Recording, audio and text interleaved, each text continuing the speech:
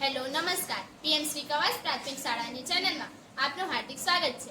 આજે હું તમને ગેલેન્ટ્રી એવોર્ડ વિશે વાત કરીશ। આ એવોર્ડ એવા વ્યક્તિને આપવામાં આવે છે કે જેમણે શૌર્ય પુરસ્કાર પ્રાપ્ત કર્યા હોય અને એ પણ દેશની રક્ષા માટે આફત અથવા સંકટ સમયે બહાદુરીથી ભરેલ કામ કરેલ હોય ત્યારે અથવા પોતાના જીવનને જોખમમાં લઈને બીજા લોકોના જીવ બચાવ્યા હોય ત્યારે આ પુરસ્કાર ભારત સરકાર દ્વારા આપવામાં આવે છે, જેમાં પરમવીર ચક્ર, મહાવીર ચક્ર, વીર ચક્ર, અશોક ચક્ર, કીર્તિ ચક્ર જેમ અને શૌર્ય ચક્રનો સમાવેશ થાય છે। અને સાથે સાથે બાળકોએ પણ કોઈ શૌર્યતા ભરેલું કામ કરેલું હોય તો તેમને પણ બાળ શૌર્ય પુરસ્કારથી નવાજવામાં આવે છે।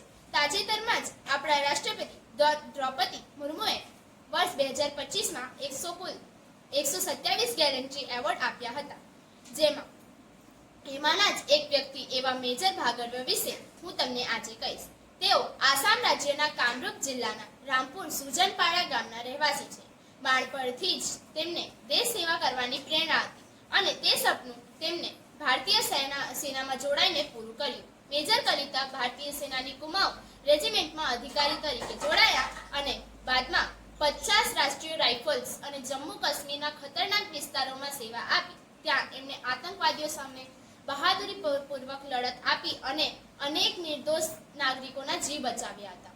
તેમની એક સૌથી મહત્વપૂર્ણ કામગીરી હતી ઓપરેશન સિંધુ, જેમાં કલિતાએ પોતાના ટુકડીનું નેતૃત્વ કરતા ખતરનાક પરિસ્થિતિમાં શાંત અને દૃઢ મનોબળ રાખ્યું। તેમની જવાબદારી, હિંમત અને સમર્પણથી આખું ઓપરેશન સફળ રહ્યું અને દેશને મોટા ખતરામાંથી બચાવવામાં આવ્યું। તેમના આ અદ્ભુત શૌર્ય અને નેતૃત્વ માટે તેમને 2025માં શૌર્ય ચક્ર એવોર્ડથી સન્માનિત કરવામાં આવ્યા હતા।